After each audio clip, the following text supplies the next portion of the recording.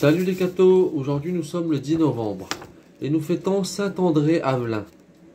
Saint André Avelin est né au royaume de Naples. Après des études brillantes, pendant lesquelles il eut le bonheur de conserver son innocence et sa piété, au milieu des dangers sans nombre auxquels est exposée la jeunesse des écoles, il reçut les ordres sacrés et sa science du droit, en même temps que son talent pour la parole, le poussèrent dans la carrière d'avocat. Un léger mensonge lui étant un jour échappé dans l'exercice de ses fonctions, Dieu lui en inspira une si vive horreur qu'il brisa soudain sa carrière pour se consacrer au ministère des âmes. Quelque temps après, il entra dans l'ordre des Théatins, où il voulut recevoir le nom d'André, à cause de son amour pour la croix. Il fut dès lors un apôtre, et Dieu récompensa son zèle par des prodiges. Une nuit, que par une grande tempête, il revenait de confesser un malade, la violence de la pluie et du vent éteignit le flambeau qui servait à l'éclairer. Non seulement, ni lui, ni ses compagnons ne reçurent aucune goutte d'eau, au milieu des torrents de pluie qui tombaient.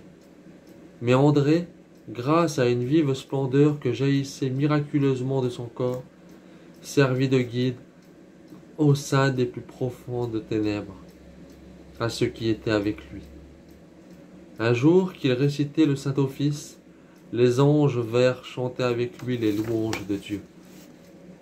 La grâce l'accompagnait particulièrement dans l'administration du sacrement de pénitence et dans la direction des âmes.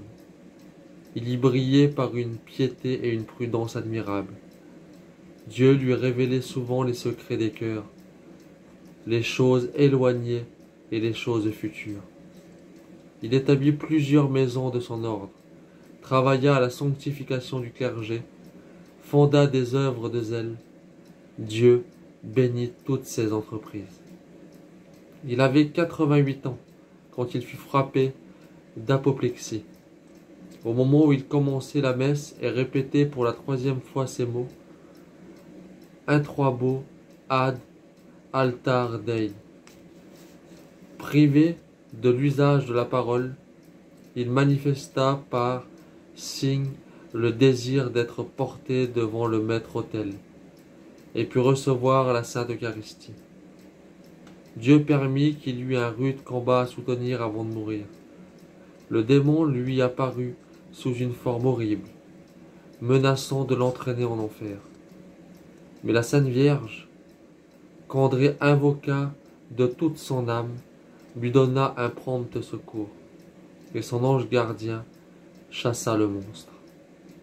André redevint calme et expira en paix en regardant amoureusement l'image de Marie.